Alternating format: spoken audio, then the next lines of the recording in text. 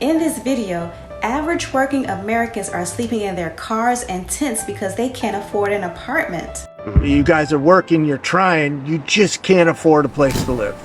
Yeah, that's the bottom line, and you know we're not alone. You know, I've kind of kept an eye on what's going on near Anaheim Stadium. There, I think they maybe tallied up about 400 people that were in tents out there. They also did a study that said about 40 to 50% of those people had jobs. So that means that they were coming out of a tent, which we have done before, coming out of a tent and going to work. I did that.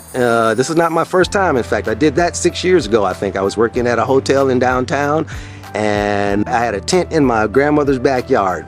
That was the best I could do at that time. Wow. It's an upward climb, but we do just simply want affordable housing. We don't want anything fancy, just what everybody else wants.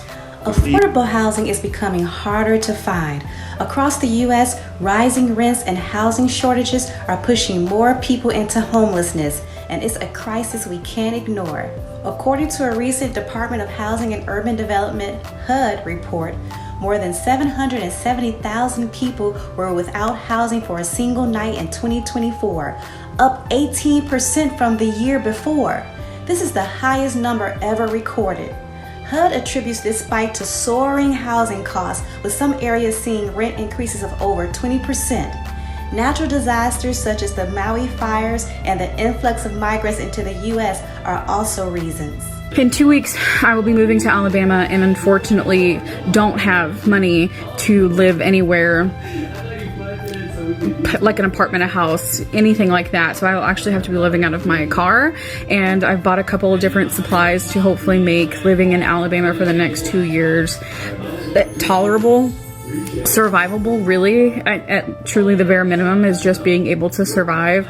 I do have a job, and my job's benefits are actually pretty fucking incredible, but even with the money that I make, I can't afford to live anywhere in an actual brick and mortar place. And so I want to start documenting what my life looks like living out of a tent, my car, being able to find places every night, the safety, the different things that I'll experience. My name is Tyler, and after it being outpriced at the rental market, I have moved into my car and I wanted to show you around. Starting with my bed, it is a 2-inch memory foam mattress topper with about 4 layers of blankets and carpeting underneath that as well. I have my pillows up there. Here is where I keep my food. It is in the cooler here. I have a dry storage in the front as well. I keep my water supply on the side of the cooler here. Moving over to the side of the car, this is where I keep most of my clothing, and my belongings are all organized underneath this blanket, and I use the top there as like a table when I'm inside the car. Moving to the front of the car, this is where I keep my dry storage in that cooler right there. I keep my books over here, my trash can, my wet wipes, and then I have this cup holder here for my Uber Eats orders when I have large Uber Eats orders, and I do Uber Eats full-time here on the road. So thank you for watching. I hope you have a great day. This is just crazy. The face of homelessness is so varied. It's not just those suffering from mental health issues or on drugs or can't get a job. And stories like the ones I'm showing in this video are becoming all too common. People are being priced out of homes, often with nowhere to turn. It's the wrong time to be homeless. Like, the resources is bad, meaning because everybody's using them. We're being affected, but now it's starting to hit. I was up, right? I'm coming down. You'll eventually start seeing them because the sun's coming down. Nice cars. People are living in them. What does that say? They were like us, that one check away. Because how do you have all your, you already got, you look like you're straight. That makes a lot, you downsize. So now people ain't downsizing to a studio, we downsizing to our car. Let's go minimum, right? So studios, 1,000, right? My car note is over 5. Insurance, that's about $2,000 right there. Right there off rip. That's not including food. That's not including bills, my cell phone bill, phone, none.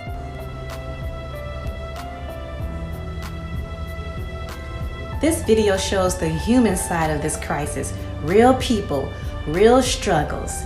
It's not just about numbers, it's about lives being upended.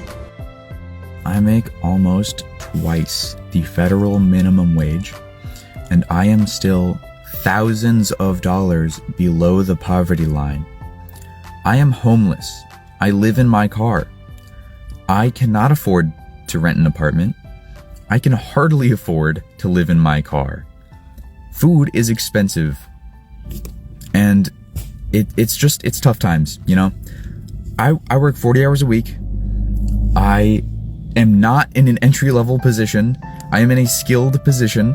I make twice the federal minimum wage. And I am poor. And if that isn't the most late-stage capitalism thing, if you want to buy me a meal, my Venmo's in my bio. Housing affordability is a nationwide issue, and without systemic change, it's only going to get worse. So what can be done? We need some long-term strategies that address housing affordability.